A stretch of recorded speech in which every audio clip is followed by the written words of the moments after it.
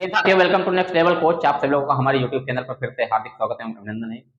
आइए इतिहास की श्रृंखला को आगे बढ़ाते हुए हम आज चर्चा करेंगे सिंधु घाटी सभ्यता पर। इससे पहले के वीडियोस में इतिहास को जानने के धार्मिक, आर्थिक और जो भी विदेशी यात्रियों का विवरण इस तरीके के स्रोत रहे उस पर डिस्कस किया जा चुका है। जिन लोगों ने पहले वीडियो नहीं देखी वो वीडियो देख सकते हैं। आज हमारा विषय है सिंधु घाटी सभ्यता। तो बात की जाए सिंधु घाटी सभ्यता की, यह एक विस्तृत सभ्यता है और अगर हम तुलना करें अन्य सभ्यताओं की, जैसे मिस्र की सभ्यता, सुमेरियन सभ्यता,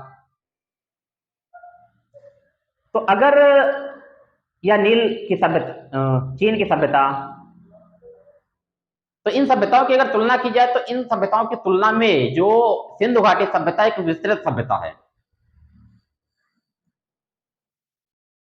और अगर मिस्र की सभ्यता, मेसोपोटामिया की सभ्यता, अगर इनको आपस में मिला दिया जाए तब भी भारत जो हमारी सिंधु घाटी सभ्यता है वो लगभग 12 गुना उससे बड़ी सभ्यता है। तो आज हम बात करेंगे सिंधु घाटी सभ्यता में किसका विस्तार कहां से कहां तक है, इसका नामकरण की बात करेंगे, किसके नामकरण आखिर जैसे सिंधु घाटी सभ्यता या हड़प्पा सभ्यता, सिंधु सरस्वती सभ्यता, इन इस तरीके के नामों से हम जानते हैं। तो जब हम इस तरीके के नामों से जानते हैं तो ये नाम कैसे पड़ा आखिर, और बात करेंगे कि सभ्यता में क्या क्या विशेषताएं रही, इसकी खोज के संबंध में भी हम चर्चा करेंगे। तो आइए सबसे पहले हम देखते हैं कि सिंधु घाटी जो सभ्यता, इसका विस्तार, इसके विस्तार की बात हम करेंगे। तो आइए सबसे पहले हम देखते हैं सिंधु घाटी सभ्यता के विस्तार की बात करेंगे। पहला हमारा आज का टॉपिक है सिंधु घाटी सभ्यता। तो सिंधु घाटी सभ्यता की अगर विस्तार की बात की जाए कि इसका क्षेत्रफल कितना है, तो हम अगर एक मैप अगर बनाते हैं, या ऐसे ही मान लिया जाए, रेक्टेंगल टाइप में बना कर मान लेते हैं, तो जो ऊपर का हिस्सा है, ये ऊपर के हिस्से की बात की जाए, या हम एक साइन प्लस का बना के ही देखते हैं। पहली बात तो हमें डायरेक्शन पता होनी चाहिए कि पूर्व क्या है, पश्चिम क्या है, उत्तर क्या है और दक्षिण क्या है। तो ये हमारा हो गया उत्तर, दक्षिण, पूरब और ये पश्चिम। पहली बात तो हमें डायरेक्शंस के बारे में पता होना चाहिए कि उत्तरी सीमा कौन सी है, दक्षिणी सीमा कौन सी है, पूर्वी सीमा कौन सी है और पश्चिमी सीमा कौन सी है। तो बात की जाए उत्तर में, सिंधु घाटी सभ्यता एक त्रिभुजाकार आकार है, और ये क्वेश्चन में पूछा जाता है कि सिंधु घाटी सभ्यता का आकार कैसा है, त्रिभुजाकार है। तो अगर उत्तर की बात की जाए तो उत्तर में जम्मू कश्मीर की बात की जाए, जम्मू कश्मीर में एक स्थान है मांदा। कौन सा स्थान है हमारा? मांदा। जम्मू कश्मीर में एक स्थान है मांदा, जो कि चिनाब नदी के पास है। तो सिंधु घाटी सभ्यता का उत्तरी बिंदु कौन सा है? सिंधु घाटी सभ्यता का उत्तरी बिंदु होगा मांदा, जो जम्मू कश्मीर में चिनाब नदी के तट पर है। अगर बात की जाए पूर्वी बिंदु, और ये जो हमारी सिंधु घाटी सभ्यता है ये लगभग उत्तर पश्चिम क्षेत्र में पड़ती है, तो उसको भी हम आगे देखेंगे। तो उत्तर में देख लिया। दक्षिण की बात की जाए, दक्षिण में एक महाराष्ट्र में एक स्थान पड़ता है दाइमाबाद। सिंधु घाटी सभ्यता का ये दक्षिणतम बिंदु होगा कौन सा? दाइमाबाद, और ये है गोदावरी नदी के तट पास है। किस नदी के पास? तो गोदावरी नदी के पास। पूर्व की बात की जाए तो पूर्व में आलमगीरपुर ये आपका उत्तर प्रदेश में पड़ता है और हिंडन नदी के आसपास, हिंडन नदी के तट पर है। उत्तर प्रदेश मेरठ के आसपास क्षेत्र में ये आलमगीरपुर। अगर पश्चिम की बात की जाए तो पश्चिम में स्थान पड़ेगा सुतका गेडोर, सुतका गेडोर, ये आपका बलूचिस्तान। तो अगर इस सभ्यता की बात की जाए कि यह सभ्यता कितनी विस्तृत है, तो पहली बात तो हमें डायरेक्शन पता नहीं चाहिए सबसे उत्तरी बिंदु कौन सा होगा। सबसे उत्तरी बिंदु हमारा हो जाएगा मांदा, चिनाब नदी के, जम्मू कश्मीर में। दक्षिणतम बिंदु की बात की जाए सिंधु घाटी की सभ्यता का, तो इसका दक्षिणतम बिंदु हो जाएगा हमारा दाइमाबाद, जो कि ये गोदावरी नदी के तट पर महाराष्ट्र में है। उधर पूर्व की बात की जाए तो पूर्व में हम जानते हैं उत्तर प्रदेश में आलमगीरपुर, हिंड नदी के तट पर, यहाँ इसका ये क्या हो जाएगा, पूर्वी बिंदु एकदम हो जाएगा। और अगर इधर बात की जाए पश्चिम की, तो ये सुतका गेडोर, ये आपका बलूचिस्तान क्षेत्र में पड़ता है, तो ये हमारा हो जाएगा एकदम पश्चिमी क्षेत्र। अगर इसकी लंबाई की बात की जाए तो हम देखेंगे उत्तर से दक्षिण की ओर की अगर बात की जाए कितनी डिस्टेंस है, तो उत्तर से दक्षिण की अगर बात डिस्टेंस की बात की जाए तो इसमें इसका जो डिस्टेंस है वो लगभग, यहां पर अगर उत्तर से दक्षिण की बात की जाए तो हम ऐसे लिख सकते हैं 1400 किलोमीटर। कितना हो जाएगा, 1400 किलोमीटर। और अगर पूर्व से पश्चिम की बात की जाए तो पूर्व से पश्चिम की बात की जाए तो ये कितना हो जाएगा हमारा एरिया, 1600 किलोमीटर। तो उत्तर से दक्षिण तक की जो क्षेत्र है उसकी लंबाई कितनी हो जाएगी, वो 1400 किलोमीटर, और पूर्व से पश्चिम की लंबाई कितनी हो जाएगी, वो हो जाएगी हमारा 1600 किलोमीटर। तो ये इसकी डिस्टेंस। इसका क्षेत्रफल लगभग सिंधु घाटी सभ्यता का कितना, लगभग जो बुक्स में बताया गया है आपका, तो 13 लाख वर्ग किलोमीटर, 13 लाख वर्ग किलोमीटर इसका जो एरिया है ये लगभग बताया गया है। तो ये सिंधु घाटी सभ्यता का विस्तृत की बात की जाए। आइए आज अब हम इसको थोड़ा सा मैप में देखते हैं।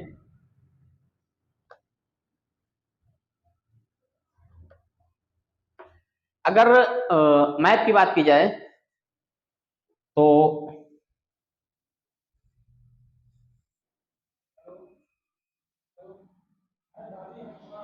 इसको हटा देता हूं मैं।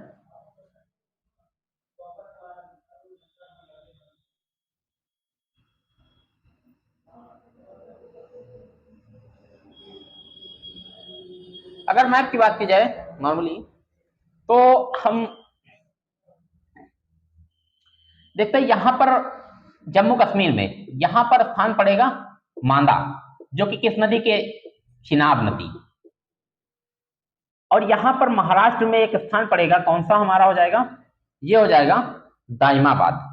कौन सा स्थान हो जाएगा, दाइमाबाद। ये कहां है, महाराष्ट्र में है। और ये कहां है, जम्मू एंड कश्मीर कह सकते हैं, जम्मू कश्मीर में। यहां उत्तर प्रदेश में मेरठ के पास आलमगीरपुर एक स्थान पड़ता है। कौन सा, आलमगीरपुर। ये कहां पड़ता है, यूपी में। और इधर की अगर बात की जाए तो बलूचिस्तान क्षेत्र एक पड़ेगा, इस जगह पे अगर आपको दिख रहा है तो सुतका गेडोर, सुतका गेंडोर, बलूचिस्तान, बलूचिस्तान क्षेत्र की बात है। ये दास्त नदी के, दास्त नदी के तट पर, तो इतना ध्यान रखेंगे। तो अगर हम इस एरिया को मिलाएं, अगर हम इस एरिया को मिलाएं तो देखते हैं ये कैसा आकार बनता है। तो हम यहां से अगर इसको देखते हैं, यहां ले जाते हैं और ये इसको ऐसे मिलाते हैं, इसको ऐसे मिला लिया, तो हम क्या देख रहे हैं कि ये कैसा आकार बन गया है, यह एक त्रिभुजाकार है। तो सिंधु घाटी सभ्यता का आकार कैसा है, सिंधु घाटी सभ्यता का आकार त्रिभुजाकार है। सीधा सीधा प्रश्न आपसे पूछा जाता है। दूसरी पॉइंट इंपॉर्टेंट ध्यान रखेंगे कि इसमें उत्तरी क्षेत्र कौन सा होगा, पॉइंट कौन सा होगा, दक्षिण पॉइंट कौन सा हो जाएगा।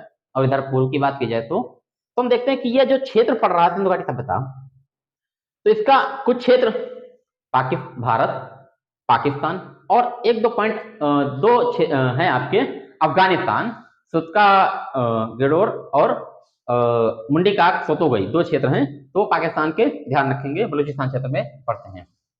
तो ये हमने जान लिया कि इसका क्षेत्र कितना होगा।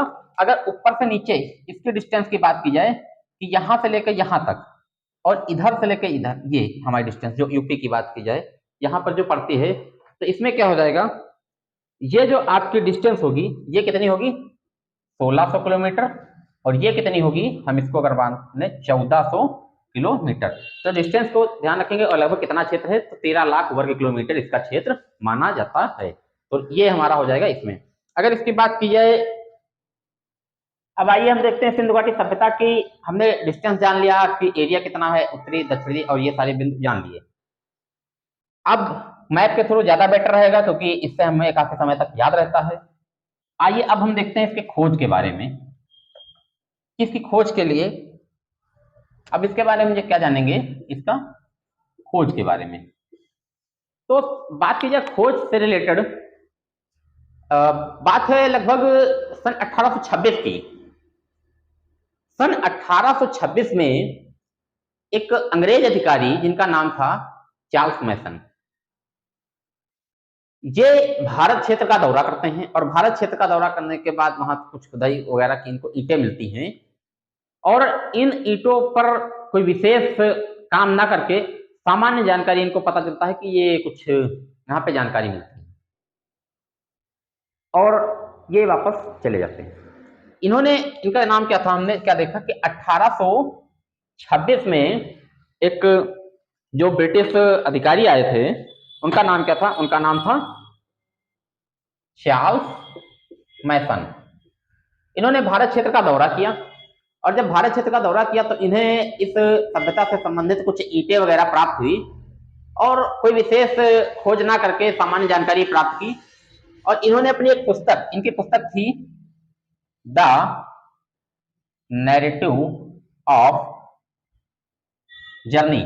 इस पुस्तक में सर चार्ल्स मैसन ने सामान्य जानकारी दी थी कि यहां पर कोई एक सभ्यता है, दबी हुई है।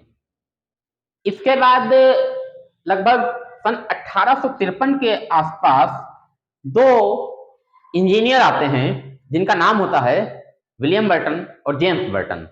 जिसका नाम क्या होता है, विलियम बर्टन और जेम्स बर्टन। तो इन्हें क्या कहा जाता है, बर्टन बंधु कहा जाता है। William Burton and James Burton का इन्हें विलियम बंधु कहा जाता है।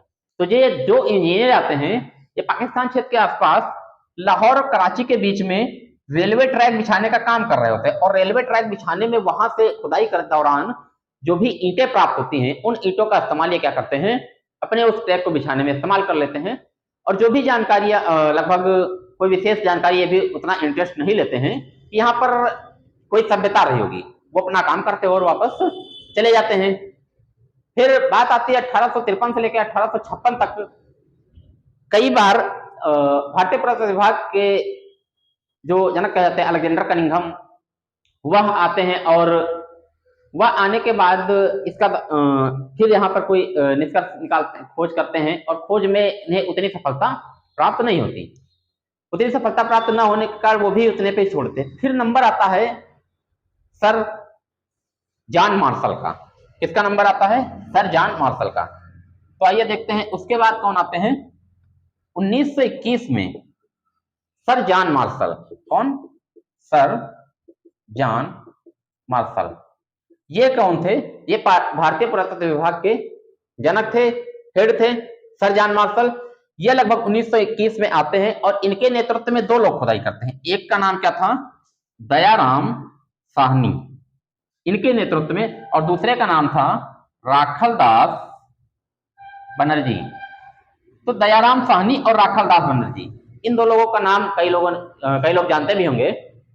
तो 1921 में सर जॉन मार्शल के नेतृत्व में राखलदास बनर्जी और दयाराम साहनी। तो अगर बात की जाए तो जो दयाराम साहनी है ये 1921 में किसकी खोज करते हैं, ये हड़प्पा की खोज करते हैं। किसकी खोज करते हैं, हड़प्पा की खोज। और राखलदास बनर्जी किसकी खोज करते हैं, राखलदास बनर्जी 1922 में मोहनजोदड़ो। तो पॉइंट ध्यान रखेंगे, इसमें से क्वेश्चन पूछा जाता है, कई बार पूछा गया है। क्वेश्चन कैसे पूछेगा कि हड़प्पा सभ्यता की खोज किसके नेतृत्व में की गई। मैक्सिमम लगा सकते हैं, अगर आपने सही से ध्यान नहीं दिया तो सीधे आप लगाएंगे दयाराम साहनी। पूछा क्या गया है, हड़प्पा सभ्यता की खोज किसके नेतृत्व में की गई। हड़प्पा सभ्यता की खोज सर जॉन मार्शल के नेतृत्व में की गई। उस समय ये भारतीय पुरातत्व विभाग के हेड थे, उनके नेतृत्व में ये खोज की गई। लेकिन अगर कहा जाए हड़प्पा सभ्यता की खोज किसके द्वारा की गई, तब नाम आएगा दयाराम साहनी का। लेकिन किसके नेतृत्व की बात करेगा तब आपको ऑप्शन लगाना होगा सर जान मारकर यहाँ पे कंफ्यूज करने के लिए आपको इस तरीके से क्वेश्चन दिया जा सकता है, या मोहनजोदड़ो की खोज किसके नेतृत्व में की गई, तो इन पॉइंट्स को भी ध्यान रखेंगे। तो खोज से संबंधित हमने जान लिया कि सबसे पहले सामान्य जानकारी कौन देता है, तो सर चार्ल्स मैसन है, जिनकी एक पत्रिका है द नेटवर्क ऑफ जर्नी, उसमें ये सामान्य जानकारी देते हैं जब भारत क्षेत्र का दौरा करते हैं। और उसके बाद और भी जो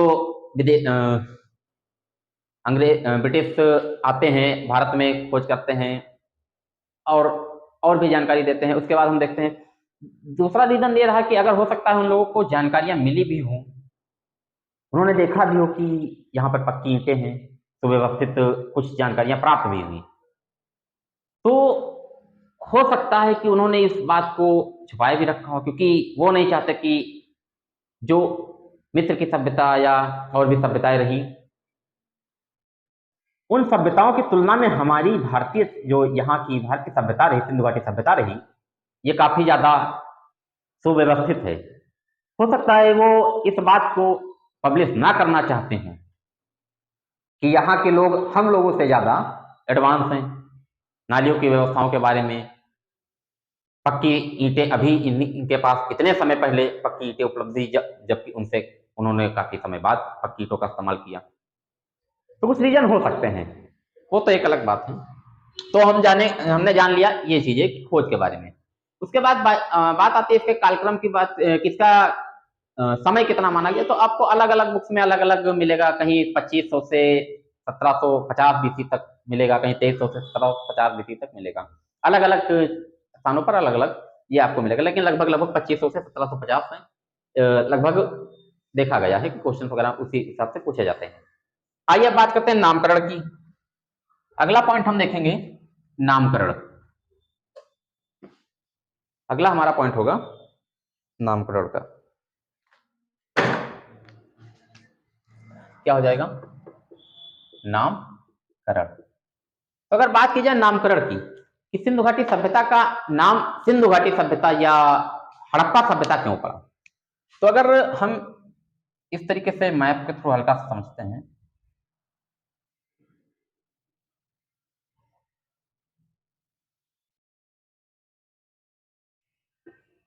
इधर का एरिया हमें देखना है केवल।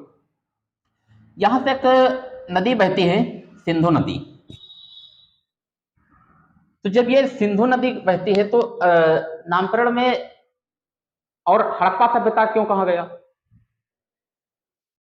तो ये मत रहा कि जैसे कि हम जानते हैं नील नदी की सभ्यता, क्योंकि वो नील नदी के आसपास के क्षेत्र में वो सभ्यता मिलती है। तो जो ये हमारे क्षेत्र की जो सिंधु घाटी सभ्यता है, इसका सिंधु घाटी सभ्यता नाम इस सिंधु नदी जो बहती है, इस नदी के आसपास जो भी स्थल पाए गए, मैक्सिमम स्थल जो पाए गए वो किस नदी के आसपास पाए गए, वो सिंधु नदी के आसपास पाए गए। उस नदी के नाम पर इसका नाम क्या पड़ गया? सिंधु घाटी सभ्यता पड़ गया, क्योंकि जो अधिकतर स्थल खोजे गए थे वो लगभग देखा गया कि सिंधु नदी के आसपास के क्षेत्र में जो स्थल पाए गए, और वहां से जो नदी बहती है उसके आधार पर इसका नाम क्या पड़ गया? सिंधु घाटी सभ्यता पड़ गया। दूसरा पॉइंट हमारा जो आता है हड़प्पा सभ्यता। तो पाकिस्तान के पंजाब प्रांत में एक स्थान पड़ता है हड़प्पा, जो वर्तमान में पाकिस्तान के पंजाब प्रांत में। हड़प्पा में अगर बात की जाए तो कुछ ये मत रहा पहले कि किसी भी स्थान का अगर या किसी का नामकरण करना है तो नामकरण में हम या तो नदी के आधार पर नामकरण कर सकते हैं, कोई नदी वगैरह हो गई, या नामकरण में हम देखते हैं कि जो स्थान सबसे पहले खोजा गया उसके आधार पर उसका नाम हम रख देंगे। तो यहां पर देखते हैं सिंधु घाटी सभ्यता का सबसे पहला खोजा गया स्थान कौन सा था? वो था हड़प्पा। इस आधार पर इससे क्या कहा जाता है? हड़प्पा सभ्यता कहा जाता है। तो नाम पहली बात तो सिंधु घाटी सभ्यता, पहला पॉइंट सिंधु घाटी सभ्यता। दूसरा नाम हड़प्पा सभ्यता। क्यों कहते हैं? क्योंकि पहला खोजा गया स्थल हड़प्पा था, इसलिए इसे हड़प्पा सभ्यता। और तीसरा ध्यान रखेंगे सिंधु सरस्वती, सिंधु सरस्वती सभ्यता। अब सिंधु सरस्वती सभ्यता क्यों कहा जाता है? क्योंकि इसका देखेंगे तो यहां से सरस्वती नदी भी बहती है, और देखा गया कि काफी ज्यादा स्थल जो सरस्वती नदी के आसपास भी मिले हुए हैं। इस कारण सिंध सरस्वती सभ्यता भी इसे कहा जाता है। तो नामकरण में ध्यान रखेंगे सिंधु घाटी सभ्यता, सिंध सरस्वती सभ्यता या हड़प्पा सभ्यता। रीजन क्या रहा हड़प्पा सभ्यता? इसलिए क्योंकि पहला खोजा गया स्थल हड़प्पा था और सिंधु नदी के आसपास के क्षेत्र में स्थल पाए जाने के कारण ये रहा कि यह इसे क्या नाम दे दिया गया, इसे सिंधु घाटी सभ्यता नाम दे दिया गया। और बात ये देखी जाए, पॉइंट ये है कि ये नाम दिया गया तो जो लोग पहले रह रहे होंगे उन्हें नहीं पता कि हम सिंधु घाटी सभ्यता में रह रहे हैं। वो नाम तो हम लोगों के द्वारा दिया गया, जो खोजे बाद में खोज, मान लीजिए हमने खोज की तो नाम दिया गया। अभी अगर बाई चांस मान लीजिए अचानक से यहाँ कोई प्राकृतिक आपदा हो जाए और हम यहाँ पर स्टूडियो में मौजूद हैं, हमारे पास माइक है, मोबाइल है, और लगभग 40-50 हजार वर्ष बाद यहाँ पे जो भी हमारे पास वस्तुएं हैं रखी हुई और उनकी खुदाई हो, तो जो लोग खोजेंगे, खुदाई करने के बाद वहां पर उनको क्या पता चलेगा कि देखेंगे कि हाँ ये मोबाइल रहा, कांच का उपयोग होता था, ये कोई इलेक्ट्रॉनिक गैजेट्स है जिसमें विभिन्न प्रकार के डिवाइसेस मिली, तो अनुमान लगाया जाएगा। या जो भी ये हमारे पास मार्कर है तो अंदाजा लगाया जा सकता है कि ये एक औजार के रूप में इस्तेमाल किया जा रहा होगा। या हमारे पास जो भी यहाँ पर सीट वगैरह रखी हुई है, टेप डेस्क वगैरह हो गई, तो ये अंदाजा लगाएगा। तो ये सब देखते हैं, ये जो भी साक्ष्य प्राप्त हुए हैं वो कैसे हैं, वो एक प्रकार से अनुमानित है। जो भी हम इस सभ्यता के बारे में जानते हैं वो अनुमानित, संभवतः ऐसा रहा होगा वो, क्योंकि इसकी जो लिपियां मिली हैं उन्हें पढ़ा नहीं जा सका आज तक। तो हमने इस पॉइंट को भी ध्यान रखेंगे। नामकरण हो गया। नामकरण के बाद आइए देख लेते हैं इसकी विशेषता क्या रहेगी। नामकरण के बाद बात करते हैं इसकी विशेषता की कि इसकी क्या विशेषता है। तो पहली बात तो सिंधु घाटी सभ्यता कैसी सभ्यता थी? एक हम ध्यान कह सकते हैं, एक नगरीय सभ्यता थी। नगरीय सभ्यता क्यों कहते हैं? क्योंकि यहां पर हम देखते हैं नगर मिले हुए हैं। एक ऊंचा नगर मिलता है जिसे दुर्ग कहा जाता है, एक निचला नगर मिलता है। और देखते हैं कि नगरों में पक्की सड़कें, नालियों की सुव्यवस्थित सुनियोजित व्यवस्था। धौलावीरा में एक स्थान आपको पढ़ने को मिलेगा जहां पर नालियों की सबसे व्यवस्थित व्यवस्था है, यहाँ पर लकड़ी की नालियां प्राप्त होती हैं। घरों को हम देखते हैं इसमें कि जो मकान है, मकान का मुख्य द्वार जो है, वो मुख्य जो दरवाजा है वो मेन सड़क की, जो मुख्य सड़क होगा उसके तरफ ना होकर के जो पतली सड़क होगी अंदर की ओर उसकी तरफ था, वो देखते हैं। एक ऐसा स्थान लोथल है जहां पर मुख्य सड़क की ओर जो दरवाजा मिलता है घरों का। ईंटों की व्यवस्था देखते हैं जहां का एक सेम अनुपात रहता है। तो जहां पर पक्की ईंटें, सुव्यवस्थित सड़कें, नालियां, अच्छी सड़कें, पक्के मकान, घरों में कुएं, शौचालय की व्यवस्था, तो ये ऐसी चीजें जो मिल रही हैं, तो हम कह सकते हैं कि ये एक नगर की व्यवस्थाएं हैं। तो ये कैसी सभ्यता रही होगी? ये नगरीय सभ्यता रहेगी। दूसरी बात कह सकते हैं शांति प्रिय सभ्यता। शांति प्रिय सभ्यता इसलिए कह सकते हैं क्योंकि यहां से किसी भी प्रकार के अस्त्र शस्त्र का उपयोग या अस्त्र शस्त्र के साक्ष्य हमें नहीं प्राप्त हुए। तो संभवतः अनुमान लगाया जा सकता होगा कि ये जो लोग रहते थे, इस सभ्यता के लोग, ये काफी ज्यादा शांति प्रिय थे। ये युद्ध वगैरह या लड़ाई झगड़े में इतना सम्मिलित नहीं होंगे, क्योंकि यहाँ से ऐसे साक्ष्य हमें प्राप्त नहीं हुए। क्योंकि पहले ही मैंने बताया कि इस सभ्यता में जो भी हम के बारे में पढ़ेंगे वो संभवतः अनुमानित होगा, प्राप्त पुरातात्विक स्रोतों के आधार पर ही होगा, हम कह सकते हैं।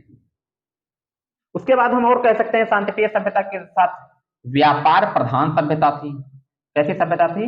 व्यापार प्रधान सभ्यता थी। व्यापार प्रधान सभ्यता हम किस लिए कह सकते हैं? क्योंकि नगर की बात की गई है, नगरों में व्यापार होता है, नगरों में व्यापार होता है, तो हम कह सकते हैं।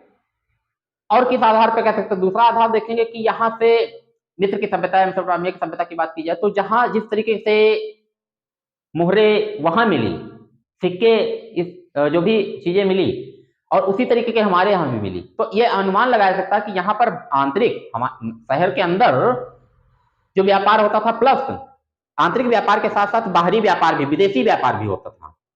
तो ये एक ऐसी सभ्यता थी कि व्यापार प्रधान सभ्यता थी।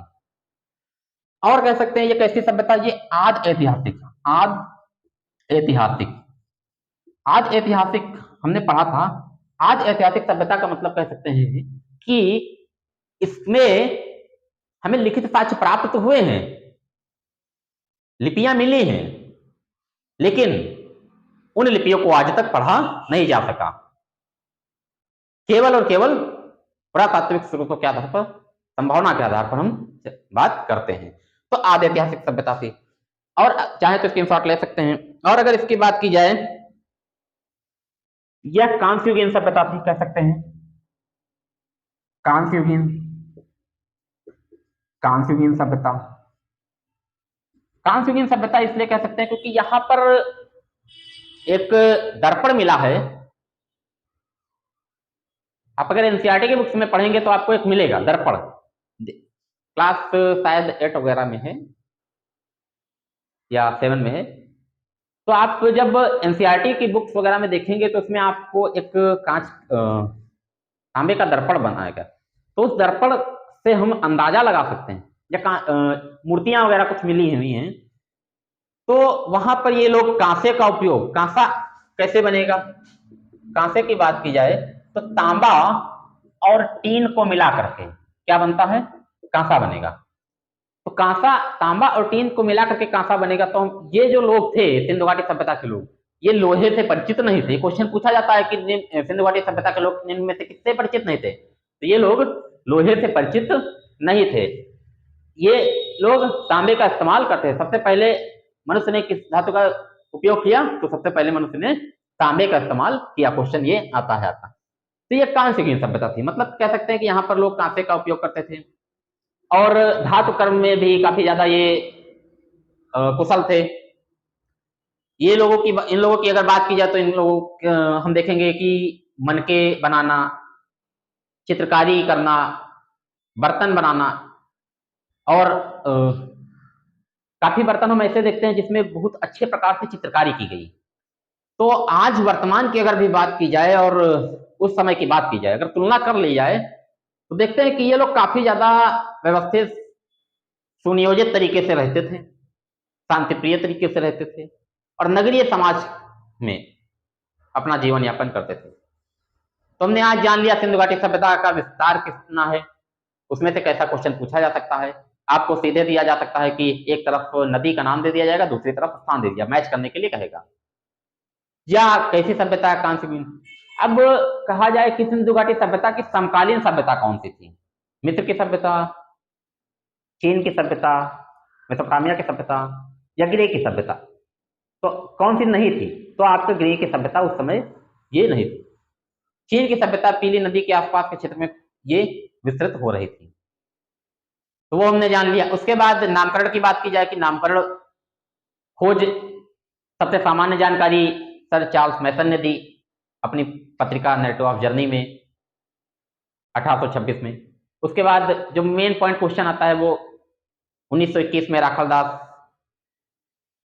1921 में दयाराम साहनी, और 1922 में राखलदास बनर्जी द्वारा, दयाराम साहनी द्वारा हड़प्पा स्थल खोजा गया और राखलदास बनर्जी द्वारा 1922 में मोहनजोदड़ो की खोज की गई, जो किसके नेतृत्व में की गई? सर जॉन मार्शल के नेतृत्व में की गई। उसके बाद नामकरण की सिंधु घाटी सभ्यता, हड़प्पा सभ्यता, सिंधु सरस्वती सभ्यता, इन सभी के बारे में हमने चर्चा की।